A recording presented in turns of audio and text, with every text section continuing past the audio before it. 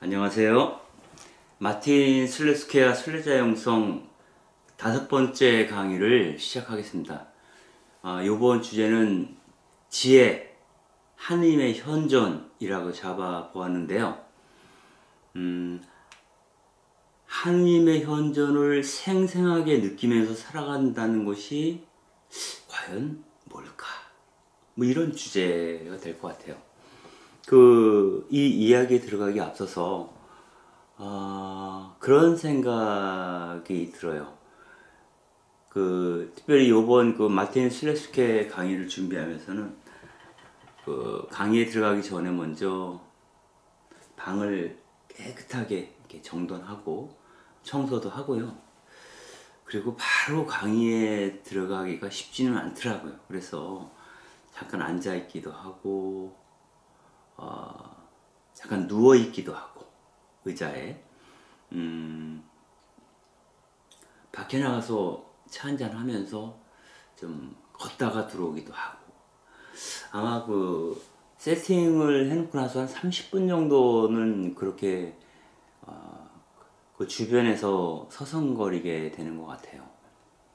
그리고 나서야 바로 이 자리에 앉게 되는데요. 아마도 그런 느낌인 것 같아요.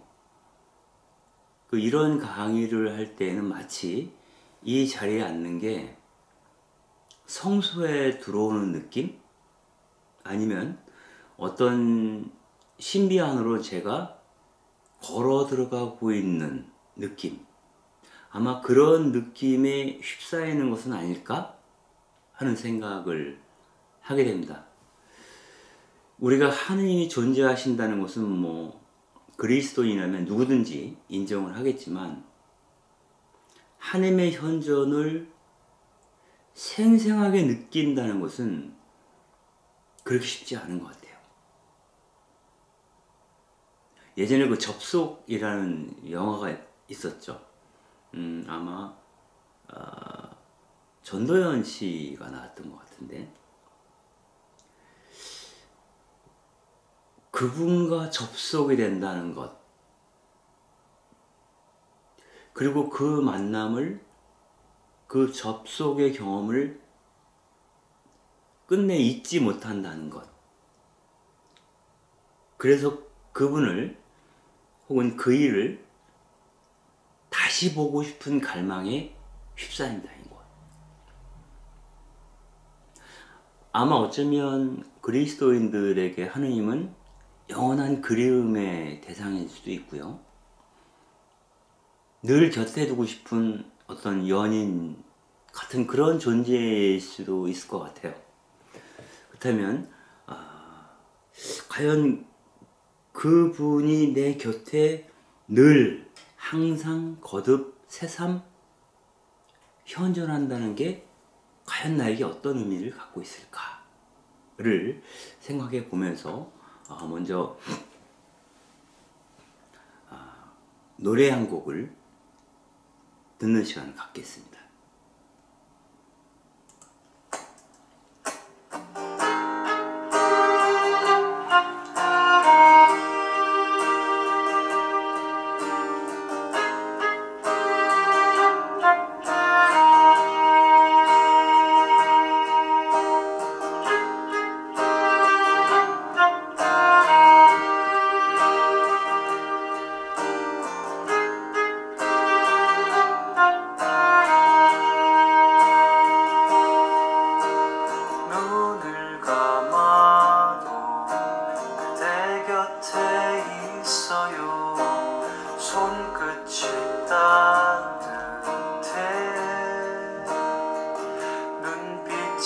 담긴 온기 그대로만 있어요.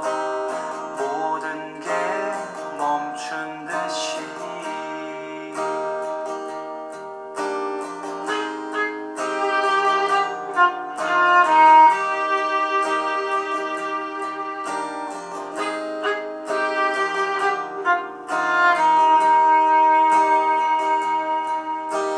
춤을 못 춰도 그대 곁에 있으면 손발이 움직여요.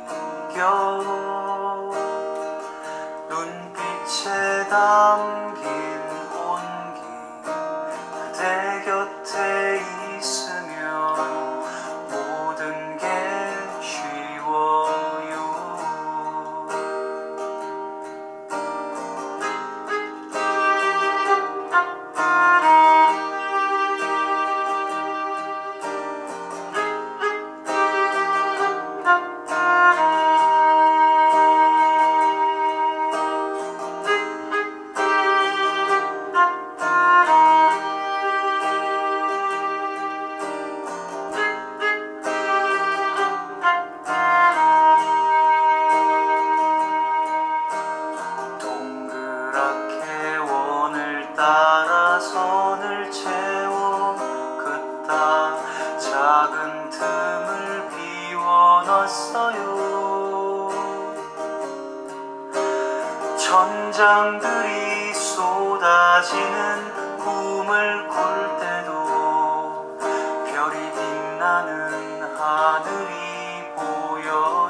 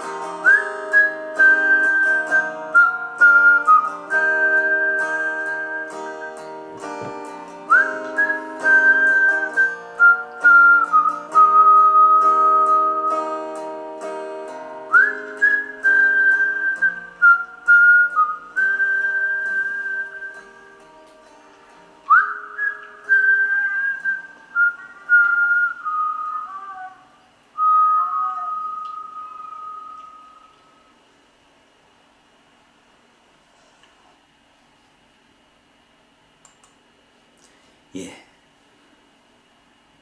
저도 이분이 노래하는 것처럼 강의를 할 수도 있지 않을까?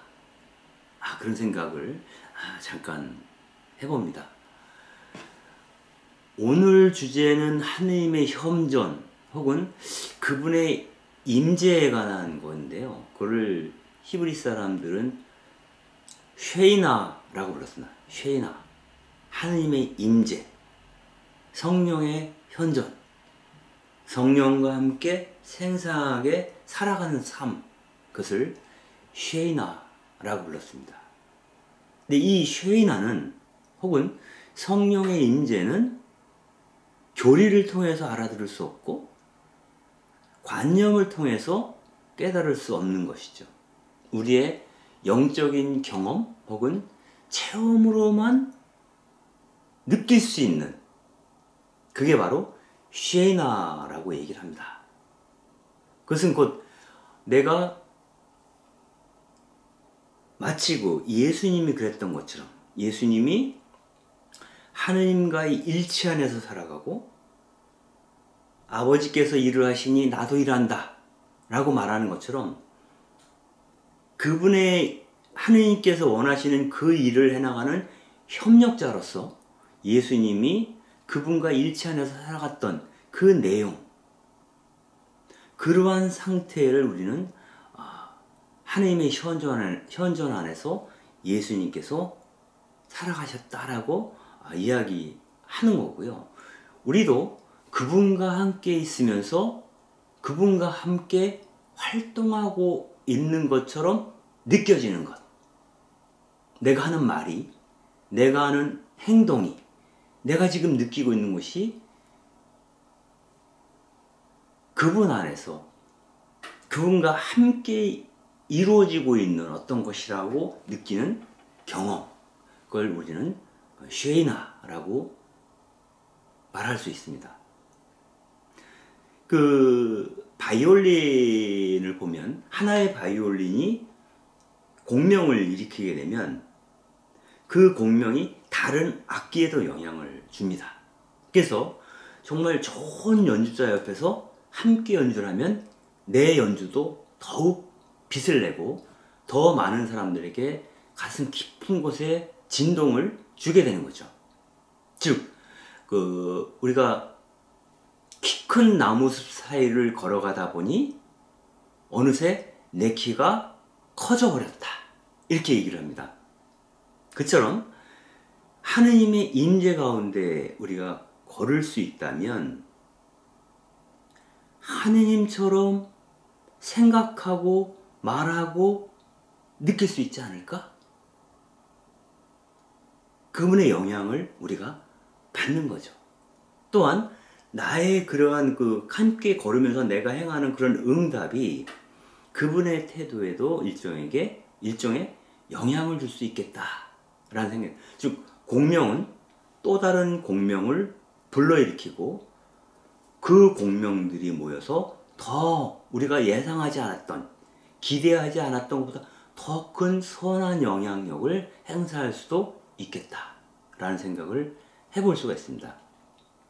그렇다면 어떻게 우리가 하느님과 일치하여 그분의 일에 협력자로 나설 수 있을까라는 것을 생각해 보면 우리는 잠시 성서의 이야기를 참고해 볼 수 있겠습니다. 여러분들 산상설교를 보면은 마태복음에서는 이렇게 얘기를 합니다. 행복하여라 마음이 깨끗한 사람들. 이 마음이 깨끗한 사람들은 무엇을 할 것이다? 그들은 하느님을 볼 것이다. 하느님을 보지 못한 사람은 하느님과 일치할 수 없죠. 그분이 어떤 분인지 본 적도 없는데 어떻게 그분 안으로 우리가 진입해 들어갈 수 있겠습니까? 즉 마음이 먼저 깨끗해져야, 정화되어야 우리는 그분을 투명하게 바라볼 수 있게 된다는 겁니다. 그리고 그분을 투명하게 바라볼 수 있게 된다면 그분을 사랑하지 않을 수 없게 되고요.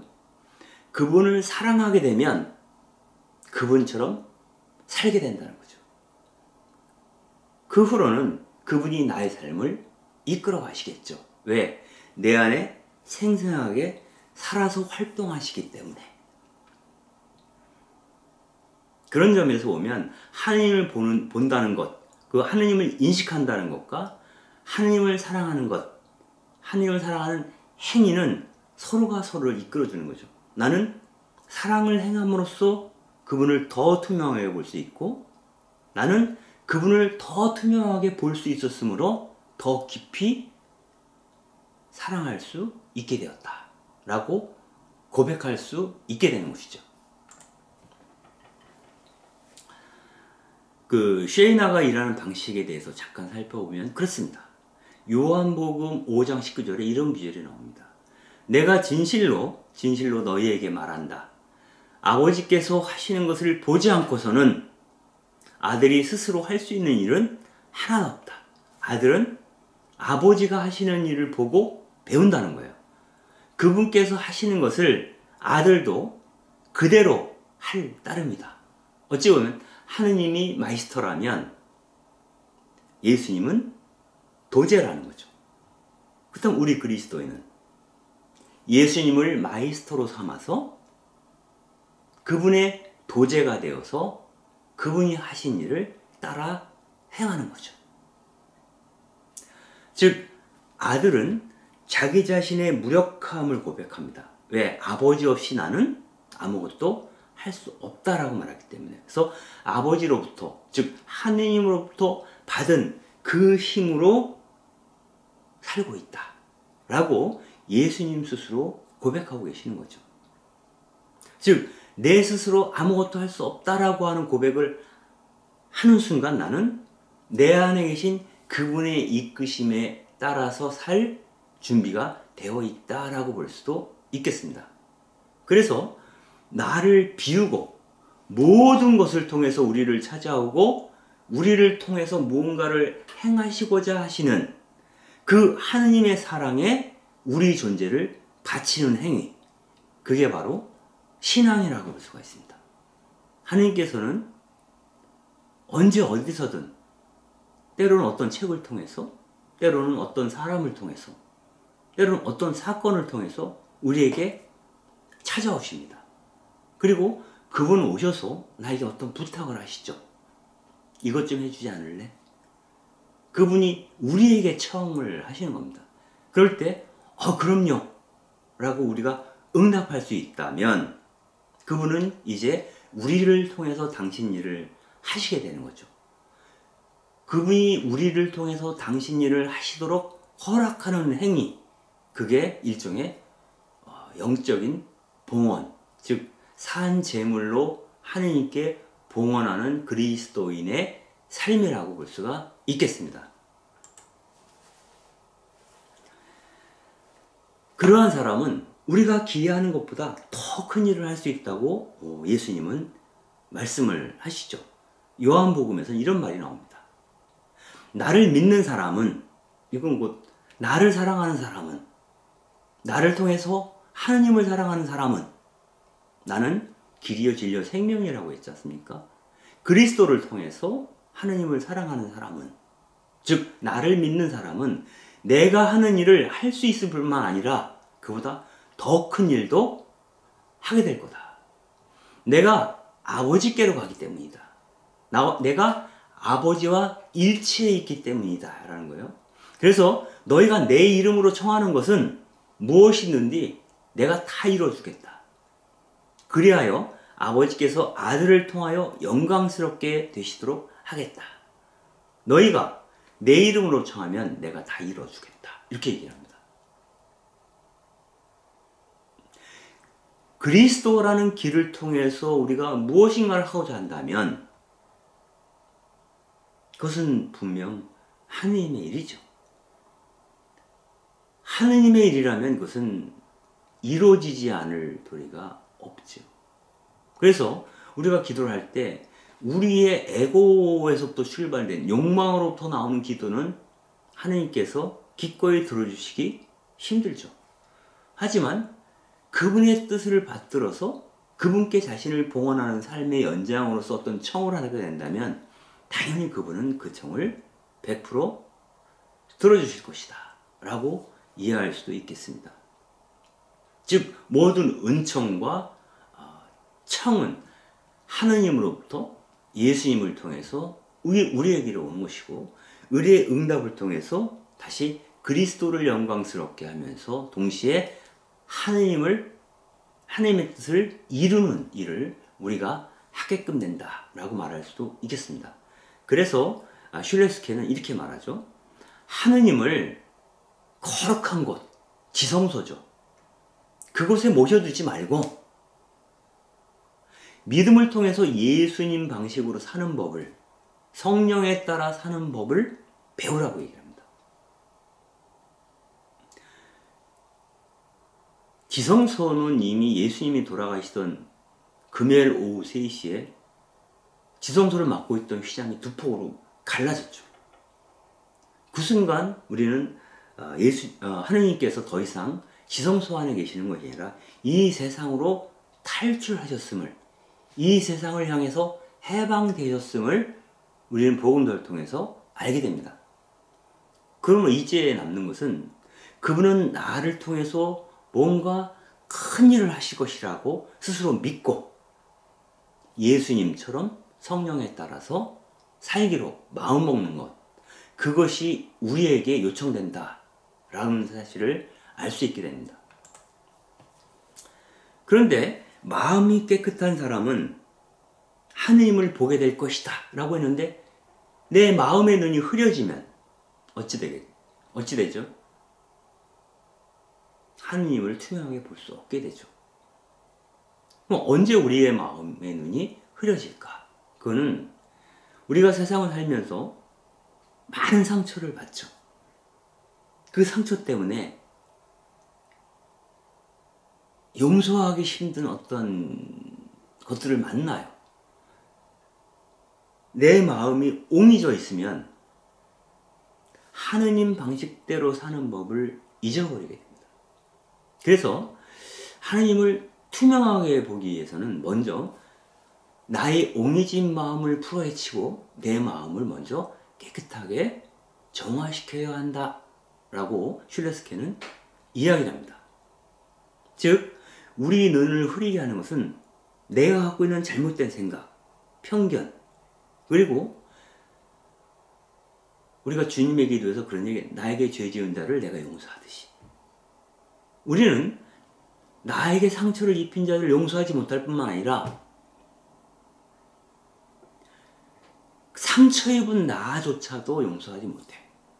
그래서 하느님 앞에 기꺼이 나아갈 수 없습니다. 그것이 우리의 눈을 흐리게 만드는 거죠. 거기서 우리가 흔히 하는 말이 있죠. 사람이 그래도 돼?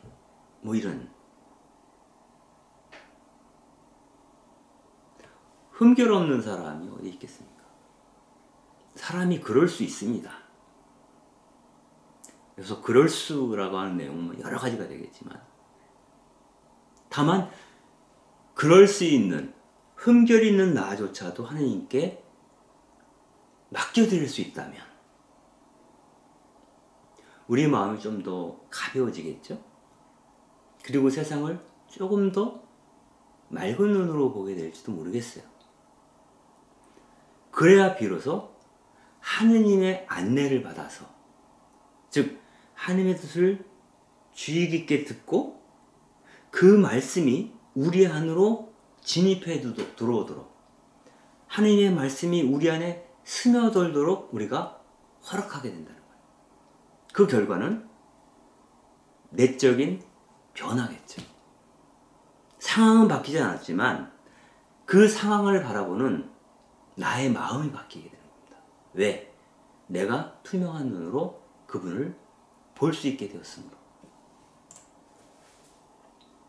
그래서 그렇게 정화된 사람만이 이 세상을 구원할 수 있다 라고 얘기를 합니다.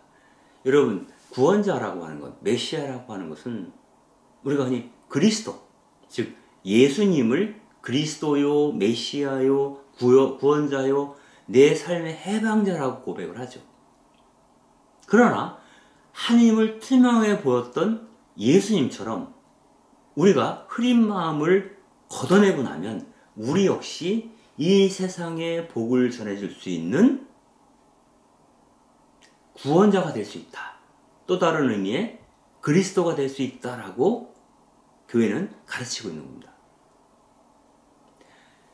그 슐레스케는 그 마카베오 일서에 나오는 그 마카베오 전쟁 당시에 유다가 그 마따띠아의 아들들이죠. 유다가 그 형제들이 그 마케도니아를 물리치고 그 예루살렘 성전을 회복했을 때의 이야기를 소개하면서 이렇게 얘기를 합니다.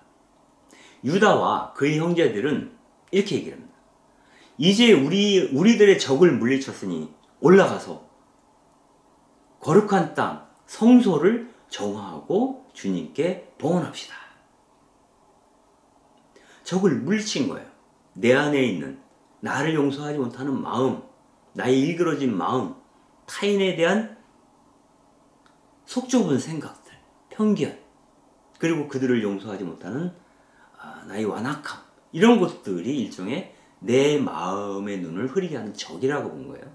그 적을 물리쳤으니 성소를 정화하고 정화된 성소를 그분께 봉헌합시다라고 얘기를 하는 겁니다. 막상 이들이 시온산에 올라가 보니 대문은 다 부서져 있고 다 타버렸고 뜰은 숲이나 산처럼 잡초가 우거져 있었다는 겁니다. 그곳에 있는 방들은 부서졌고, 그래서 그들은 옷을 찢고 크게 통곡하며 머리에 재를 뿌리고 나서 얼굴을 땅에 엎드렸다. 그리고 나팔 소리를 신호로 하여 하늘을 향해 부르짖었다라고 얘기를 합니다. 일종의 유대 전통에서의 어떤 그런 정화의 과정이죠. 우리가 속죄하는 자가 자기 머리에 그 재를 뿌리지 않습니까? 우리가 제이수혈에 재로 이렇게 이마에 바르듯이 그런 그 상징적인 의미의 정화 과정을 거치는 것이죠. 그래서 이렇게 정화된 모든 이들, 정화된 상태에서 하느님께 자신을 봉헌한 자들은 거룩하다라고 슐레스케는 이야기합니다. 이들은 이제 주변 세계의 구원자가 되어서 이 세상을 축복할, 이 세상의 복을 가져다들 힘을 얻게 될 것이다 라고 말하는 겁니다. 여기서 슐레스케는 자신의 경험 하나를 이야기하고 있어요. 아마도 슐레스케는 그 연말이 되면 그 자기 친구들과 함께 스키 여행을 다녀왔던 것 같아요. 한 일주일 정도. 그럼 스키 여행을 가면 함께 모여서 성경을 읽고 묵상도 하고 거의 뭐 피종 수준입니다. 그리고 그 중에 그 요리사가 한 사람이 있었던 모양이에요. 친구 중에. 그 친구가 저녁밥을 맛있게 만들어주면 그걸 먹고, 그리고 나서 지난 한 해 동안 어떻게 살았는지 서로 이야기를 나눴다고 합니다. 그때 자기 얘기를 하면서 슐레스케가 그런 얘기를 해요. 내가 처음 마이스터가 돼서 작업장을 열었을 때보다도 내가 교회에서 받은 상처가 더 크다. 처음 개업했을 때 굉장히 어려움이 많지 않습니까, 보통. 그런데 그때 어려웠던 것보다 교회에서 상처받았을 때 더 힘들었다라고 고백하는 거죠. 그렇지만 지금은 웬간히 잘 극복한 것 같아요. 이렇게 얘기를 한 거죠. 웬간히 극복을 했다라고 얘기를 했음에도 불구하고 이 이야기를 들었던 루돌프라는 친구가 그런 얘기를 하는 거죠. 그대 얘기를 들으면서 당신 안에 있는 쓰디쓴 뿌리가 있음을 느꼈다. 이렇게 얘기를 합니다. 분명히 많이 해결했어요. 극복했어요. 라고 슐레스켄 얘기했지만 그 이야기를 듣는 친구들은 아직 그 앙금이 저 사람 안에 남아있구나 라고 느꼈던 것 같아요. 그래서 모두 어색하게 더 이상 거기에 대해서 거론하지 않고 침묵을 지켰다는 거예요. 그 어색한 침묵 속에서 나에게 아직 해결되지 않은 상처가 있구나. 내가 용서하지 않은 그 무엇이 있구나. 라는 것을 슐레스켄은 깨닫게 됩니다. 그래서 그 자리에서 큰 소리로 용서를 청하는, 그들을 용서하고 그들을 용서하지 못한 나를 용서해 달라고 하는 기도를 하게 되죠. 그러자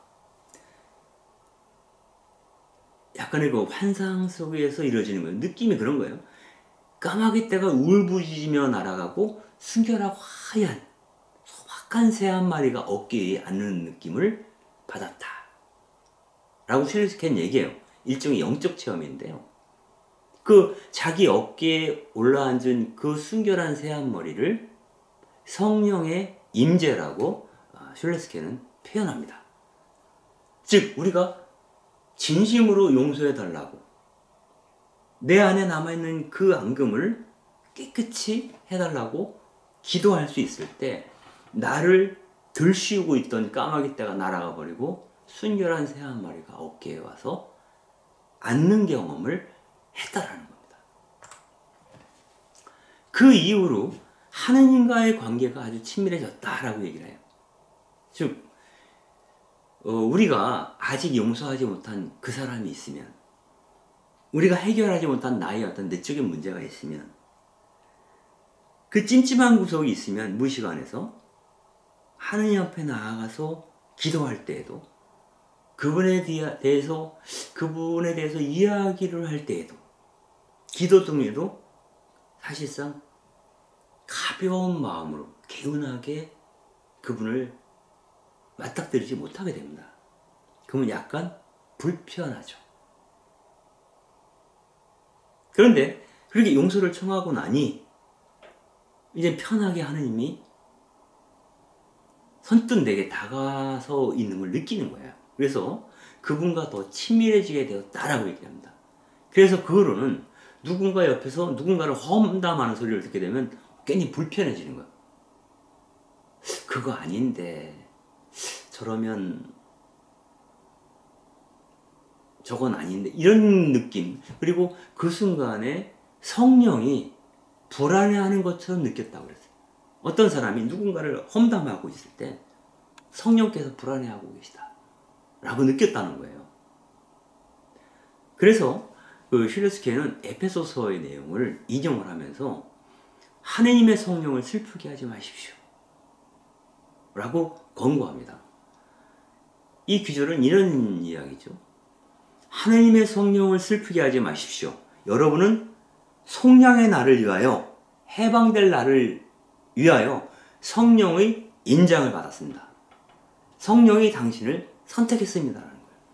모든 원한과 격분과 분노와 폭언과 중상을 온갖 악의와 함께 내다버리십시오. 서로 너그럽게 자비롭게 대하고, 너그럽고 자비롭게 대하고, 하느님께서 그리스도 안에서 여러분을 용서하신 것처럼 여러분도 서로 용서하십시오. 이렇게 얘기를 합니다. 내 안에 있는 어둠의 영역을 걷어내고 하느님의 자비만을 기억할 때 슬퍼하시던 하느님의 성령께서 다시 내 손을 잡아주시리라 믿는 거죠. 이 정도의 믿음이 아니라면 우리는 나 스스로 그리스도인이라고, 신앙인이라고 말할 수 없는 게 아닐까 하는 겁니다. 그런데 이러한 성령에 대한 체험이, 또 하느님의 현존에 대한 체험이 그냥 이례적인 것, 언젠가 한번 경험해 본 것, 그때 한번 내가 경험해 본 적이 있는데 라는 것으로 남겨두지 않으려면, 그래서 그 하느님의 현존과 성령의 임재가 내 삶에 정착할 수 있도록 하려면, 내 삶의 틀을, 내 삶을 틀지우는 그런 것으로 이어지게 하려면 우리는 지속적으로 기도해야 된다 라고 슐레스케는 얘기합니다. 기도를 하는 동안 우리는 하나님과의 친밀함 속으로 들어갈 수 있다라고 하는 겁니다. 기도가 뭡니까? 하나님의 현존 안에 머물며 생생하게 그분과 이야기를 나누는 것이죠. 즉 그분과 의사소통을 하는 거예요. 그리고 기도의 공간 안에 있을 때 우리는 그분을 아주 가깝게 친밀하게 느끼는 거죠. 이거야말로 우리가 경험할 수 있는 가장 강력한 하느님 현존의 증거가 아닐까. 그분과의 친밀감을 느끼게 되는 것. 이렇게 얘기합니다. 결국 기도의 본질이라고 하는 것은 그분과의 친밀감을 유지하는 가운데 그 무엇도 내가 그분과 누리는 평화를 깨뜨릴 수 없다라고 믿는 거죠. 또한 하느님과 함께하는 사랑의 침묵 안에 내가 빠져드는 것을 얘기하는 겁니다. 하느님과 내가 사랑을 나누고 있다고 하는 것. 그분과 내가 아주 친밀한 관계에 있다고 하는 것. 그것만으로 족한 거죠. 거기서 굳이 당신은 나를 사랑합니까? 라고 물을 필요가 없어요. 그냥 침묵하고 그 고요함 속에 머무는 것 자체가 나를 기쁘게 하는 거죠. 아마 이것이 우리가 행복으로 가는 길일 수도 있겠다. 그러니까 기도라고 하는 것은 내 삶을 꽉 안정감 있게 붙들어주는 닷이라는 겁니다. 그래서 슐레스케는 이렇게 얘기를 합니다. 기도를 통해서 받은 사랑으로 기도하면서 그분과의 친밀한 사랑 안으로 우리가 들어가게 되면 우리는 바로 사랑이 됩니다. 그리고 우리가 받은 그 사랑을 일상으로 흘려보내는 행동, 기도 가운데서 우리가 받은 그분과 나눈 친밀감, 그 사랑을 일상으로 흘려보내는 행동, 그것이야말로 주변 세계에 그분을 우리가 선물하는 것입니다. 우리는 우리가 그분과의 친밀함을 경험함으로써 그분을 다른 사람에게 일상 안에서 선물할 수 있는 힘을 갖게 된다라고 말할 수 있겠습니다. 그래서 우리에게 기도가 필요한데요. 여기서 슐레스케는 그렇게 얘기하는 거죠. 예수님이 마태복음에서 얘기했던 그 골방으로 때때로 퇴각할 필요가 있다. 하느님과 함께하는 공간, 하느님과의 친밀감을 나누기 위해서 내가 일상의 일로부터 퇴각하는 시간이 우리에게 필요하다라는 겁니다. 마태복음에서는 이렇게 얘기하는 거죠. 너는 기도할 때 어디로 들어가요? 골방으로 들어가. 문을 닫은 다음 숨어 계신 은밀히 우리와 함께하고자 하시는 내 아버지께 기도해라. 그러면 숨은 일도 보시는 네 아버지께서 너에게 갚아주실 것이다. 너희는 기도할 때 다른 민족들처럼 빈말로 되풀이하지 마라. 그들은 말을 많이 해야 그분께서 들어주시는 줄 착각하고 있다. 그러니 그들을 닮으려고 하지 마라. 너희 아버지께서는 너희가 청하기도 전에 너희가 무엇이 필요한지 알고 계시다. 이렇게 마태복음에서는 얘기를 합니다. 그러므로 많은 이야기를 나누지 않아도 그분과 은밀히 만나 친밀감을 나눌 수 있는 골방을 우리는 수시로 때때로 물러나 앉을 필요가 있다 라고 슐레스케는 이야기를 합니다. 우리가 물러나 앉기만 하면 우리는 우리 마음을 흐리게 하고 있는 그것이 무엇인지를 알 수 있게 되고 우리가 그분의 어떤 사랑 안에 놓여 있다는 것을 경험하게 된다라고 믿는 겁니다. 즉 우리 마음에는 영혼의 열쇠, 우리 마음 안에는 영혼의 열쇠라는 게 뭡니까? 그분을 알 수 있는 키이죠.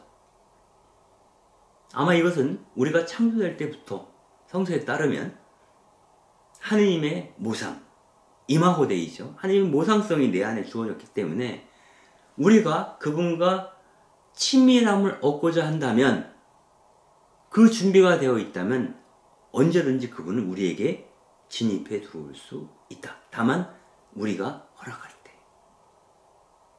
그래서 우리가 그런 하느님의 사랑받이라고 하는 것을 기억하기 위해서 이렇게 얘기하는 거죠. 성령께서는 우리에게 너를 너무 하찮은 존재라고 여기지 마라. 이렇게 다독거린다는 겁니다. 그래서 마틴 부버, 유대인 그 철학자죠. 예언자라고 하는 책으로도 유명합니다. 그 마틴 부버는 이렇게 얘기를 합니다. 스스로를 너무 비하하거나 낮추어 보거나 자기의 말과 행동이 그 참된 복을 줄 수 있는 통로가 될 수 있음을 네가 잊어버린다면 그건 겸손이 아니라 우리는 왕의 딸이며 왕의 아들이라는 사실을 잊어버리는 것은 악한 일이라 그렇게 얘기합니다. 우린 여기서 왕이라고 하는 것은 그리스도가 왕이라는 뜻이 아닙니까? 즉 우리는 하느님의 아들이며 하느님의 딸이라는 사실을 잊어버리는 것은 실수가 아니라 악한 거다. 그러므로 나 자신을 낮춰보지 마라. 내가 어떻게 하느냐에 따라서 이 세상에 복의 통로가 될 수도 있다라고 마틴 부버는 이야기를 하고 있습니다. 이처럼 내 자신이 거룩한 존재라는 사실을 믿지 않는 건 아주 교만한 태도라는 거예요. 모든 판단의 기준이 나한테 있는 거죠.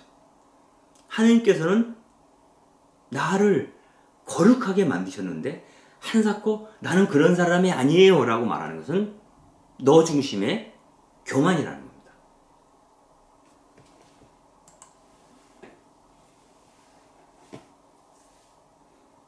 근데 이것을 받아들이지 않고 교만함에 빠지게 되면 우리 안에 여전히 껄쩍지근한 앙금처럼 남아있는 어떤 쓰디쓴 뿌리가 남아있게 된다는 겁니다. 즉 용서하지 못하고 용서받지 못한 그러한 사람들은 마음의 앙금이 남아있는 사람들은 외부 세계에서 늘 공격적이고 조급하고 편협하고 늘 남을 가르치려 하고 무시하고 판단하려는 태도를 갖게 된다는 겁니다. 그 상황에서 넌 하나님께 가까이 가기엔 너무 문제가 많아 라고 우리의 죄책감을 부추기는 그러한 얘기를 하는 사람들도 있습니다. 즉 그 사람의 죄를 빌미로 그 사람의 영혼에 영향력을 행사하려고 하는 영적 지도자들도 있습니다. 이것은 가짜 예언자라고 볼 수 있죠. 거짓된 잘못된 교사라고 볼 수도 있고요. 이들은 마치 죄책감을 하나님처럼 숭배하면서 내가 죄책감에 빠져 있을 때 오히려 하나님께서 기뻐하실 것처럼 그렇게 이야기를 합니다. 그리고 그런 나의 그 불쌍한 나의 죄책감에 그 죄책 고백 나는 죄인이야라고 하는 그러한 자기 연민에 빠져서 내 마음이 겪고 있는 상처를 굳혀버리면 우리는 내면의 적 사탄이죠. 그것이 걸어오는 싸움에 말려 들어가게 된다는 겁니다. 악이라고 하는 것은 내 안에서 끝없이 전쟁이 일어나는 것을 즐긴다는 겁니다. 그러므로 이것을 끊어내려면 우리는 은총에 굴복해야 된다. 너를 있는 그대로의 너를 나는 사랑한단다. 나는 너를 믿는단다. 라고 하는 그 내면의 목소리에 귀 기울이고 알겠습니다. 당신의 뜻에 따르겠다고 은총에 굴복하는 태도가 필요하다는 겁니다. 예수님이 공장을 시작하시기 전에 가장 처음 겪은 사건이 사실은 세례 사건으로 복음서는 얘기를 합니다. 요르단 강가에서 세례자 요한이 세례를 줄 때 예수님이 오시죠. 그분이 침례를 받으실 때 물속에 잠겼다 나오는 순간 하늘이 호련히 열리며 이런 음성이 들렸다고 하죠. 너는 내 사랑하는 아들, 내 마음에 드는 아들이다. 여기서 어떠한 조건도 없어요. 있는 그대로, 너 그대로의 너를 나는 사랑하고 마음에 들어한다.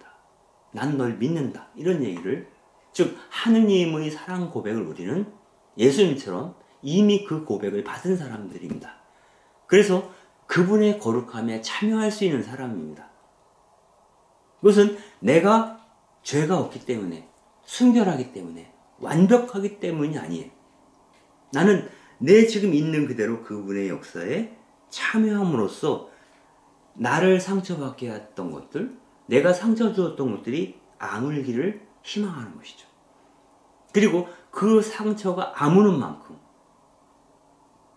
내가 이 세상에 상처를 덜 줄 수 있게 되고 오히려 그들에게 복을 줄 수 있는 힘을 얻게 된다.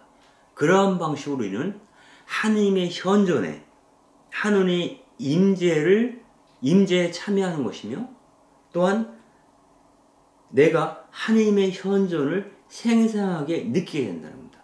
내가 나를 사랑하시는 그분을 친밀감 안에서 생생하게 느낀다면 나는 이미 하느님의 현존에 참여함으로써 마치 내가 하느님인 것처럼 느끼고, 하느님인 것처럼, 하느님처럼 생각하고, 하느님처럼 느끼고, 그분처럼 자비를 베푸는 자가 될 수 있겠다. 그런 방식으로 이 세상에 복을 줄 수 있겠다. 나도 행복하고, 이 세상도, 하느님 백성들도 행복할 수 있도록 내가 도움을 줄 수 있지 않을까? 라고 생각하는 것이죠. 그래서 이 시간에는 우리의 마음이 깨끗해져야 그분을 볼 수 있고, 그분을 볼 수 있게 되면 그분과 사랑에 빠지게 되고, 그분과의 친밀감 안에 있으면 하느님의 현존을 생생하게 느끼며 그분처럼 느끼고 말하고 행동하게 된다라고 하는 것이고요. 이런 것들을 가로막는 장애들이 있어요. 용서하지 못하는 마음. 그거죠. 그 문제를 해결하고 내 안에서 내 눈을 흐리게 하는 그런 모든 편견을 걷어가 버린다면, 그래서 결국 내가 흠결이 있는 채로, 있는 그대로 하느님의 사랑 안에 참여하기로 마음먹는다면 그분의 임재에, 그분의 현존에 우리가 참여하게 된다. 그분의 현존을 생생하게 우리 몸으로 느끼게 된다. 라는 이야기를 했습니다. 1부는 여기까지 하고 2부에서 좀 더 나아간 이야기를 여러분들과 나누도록 하겠습니다. 감사합니다.